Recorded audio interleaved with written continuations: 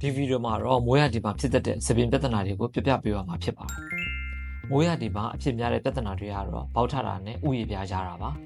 ။ဆရာတို့ရဲ့ဥယျာဉ်ပြားမှာငကိုတွေကရှိနေတဲ့ yeast လေးတွေဟာမိုးရဒီရောက်တဲ့အခါမှာစိုးတိုင်းစာအပြားလာပြီးတော့ပေါက်တွေပို့ပြီးတော့ထလာတာပါ။နောက်တစ်ခုကမိုးရေကလေထုကျဉ်ကျန်းတာတွေနဲ့ထိတွေ့တဲ့အခါမှာ chemical လေးတွေပါလာတတ်ပါတယ်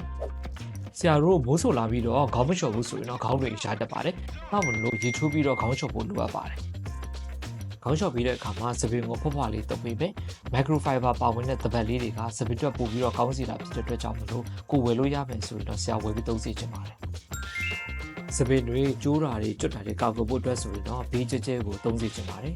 ။ပြီးတော့ကိုလုံးနေကြ hair treatment ကိုလည်းပုံမှန်လုပ်ဖို့မမေ့လိုက်ပါနဲ့။တကယ်လို့ဥယျာဉ်ပြားရာရန်တာတွေနေရဲတာတွေပေါက်ထတာတွေမတက်တာရင်တော့ဆရာဝန်နဲ့ပြသတင်ပါတယ်။မိုးရေကြောင့်မဟုတ်ပဲတခြားအရေပြားယောဂတွေလည်းဖြစ်နိုင်လို့ပါ။ကဲဒါဆိုရင်ဒီလိုရိုးရှင်းတဲ့အချက်တွေနဲ့ကိုယ့်ရဲ့စပင်းနဲ့ဥယျာဉ်ပြားကိုထိန်းသိမ်းလိုက်ကြရအောင်။ကျမ်းမာတဲ့ဥယျာဉ်ပြားကိုပိုင်ဆိုင်ထားတဲ့ဆိုတော့လည်းလက်တက်ပါပါပဲ။နောက်ဗီဒီယိုမှာလည်းပြန်လည်တွေ့ဆုံကြပါမယ်။ကျွန်တော်တော့ဒေါက်တာနိုင်ပါ